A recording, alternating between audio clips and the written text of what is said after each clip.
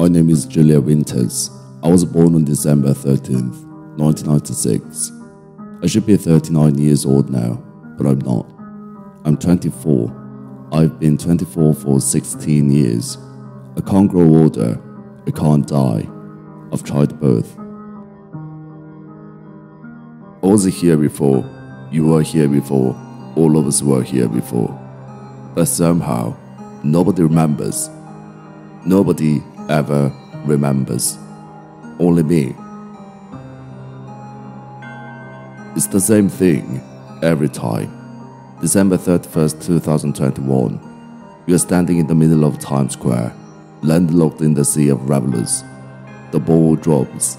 The countdown. 3, 2, 1. And the calendar turns to July 1st, 2021. Again.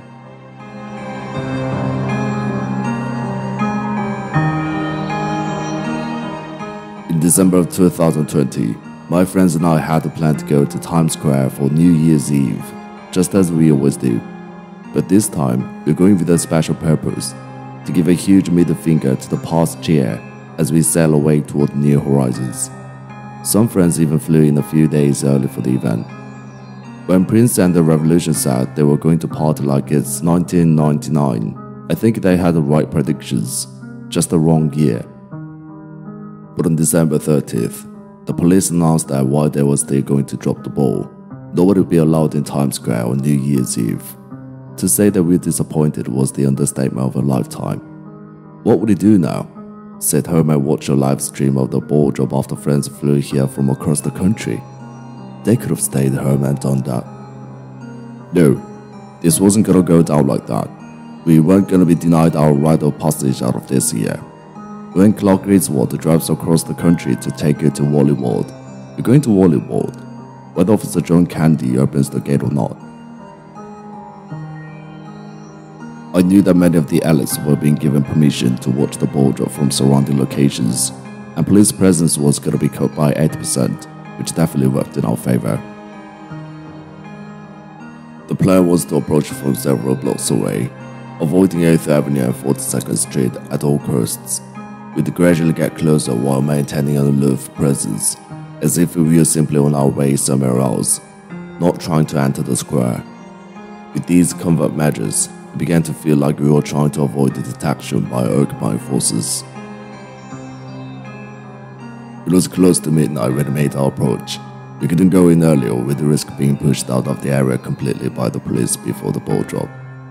As some random, nameless pop star finished a bland cover of a John Lennon song, the 30-second countdown began. When the countdown hit 15 seconds, we picked up our pace. 10 seconds, we started running. A cop saw us and yelled, "Stop, you can't be here." But it was too late. We were already there, less than a block away from the ball as it was landing, in perfect view. 3, 2, 1.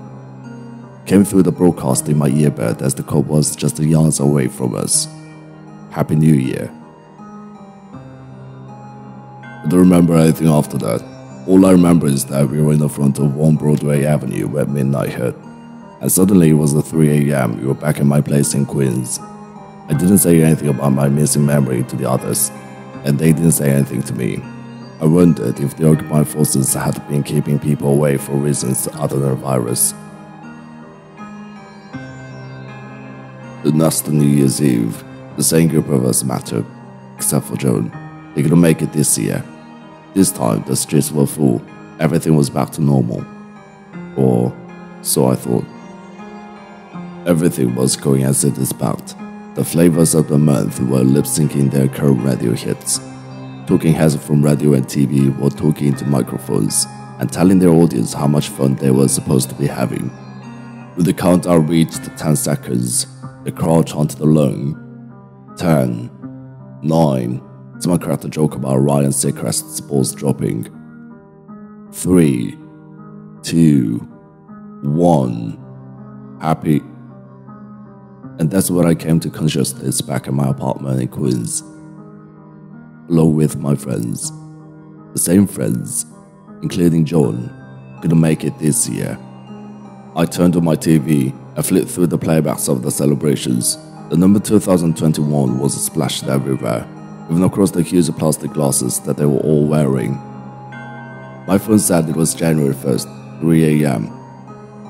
Just 3 hours prior, it was December 31st, 2021. I woke up the next day, thinking what a strange dream that is, until I started flipping through social media posts. Everybody was wishing everyone a happy 2021. I thought I must still be dreaming. But the dream didn't end. I continued living every day just as I had the year before. I knew when many things were going to happen before they happened. Some of the things that I didn't remember would hit me after they happened, making me laugh. I tried to see a psychiatrist. I didn't tell them that I still thought I was repeating the previous year. I presented it as a thing that temporarily plagued me, but I was now aware that it wasn't real, and I was just trying to figure out how it happened and work with the fallout of it all. But the doctor asked me if I still think I'm repeating the previous year. I hesitated before stumbling and saying no. I think he knew I was lying. My birthday came again on December 13th, and I turned 25, again as I had the year prior before time reset. Again came New Year's Eve in Times Square, and again at midnight, I woke at 3 a.m. in my apartment in Queens, celebrating January 1st, 2021 with the same friends. And it happened again, and again. I tried changing things over the year, thinking that I did something wrong and needed to fix it in order for time to finally continue moving forward. None of this worked. After my 8th time repeat in 2021, I decided that I couldn't take it anymore. I was going to end it. In mid-July of the cycle, I drove across the George Washington Bridge. Halfway across, I pulled over to the side and left. My next memory was of waking up in my apartment in Queens at 3 a.m., January 1st, 2021. I can't even die. No matter what happened to me, time keeps resetting. This year, one thing changed. After the ball dropped and the countdown hit 0, I did not suddenly wake up at 3 a.m. in my apartment. This time on the stroke of midnight, we stayed exactly where we were on the street in front of 1 Broadway Avenue. The sea of revelers from December 31st, 2021 suddenly disappeared. 1 second prior, we couldn't move. Now we are standing alone in front of the ball. Streets empty. Still New Year's Day 2021. Just a no 3-hour time and space shift to my apartment. I no longer care if I'm deemed mad or insane. I'm telling my story publicly in order to try to find anybody else who remembers the reset. I haven't yet met anybody who remembers, so I'm now casting the widest net possible by telling my story online. I am past the point of being scared. I am absolutely terrified that I'll never move past December 31st, 2021 and never be able to continue my life. This is a prison far worse than any building. Please contact me if you remember. There has to be someone. Julia Winters.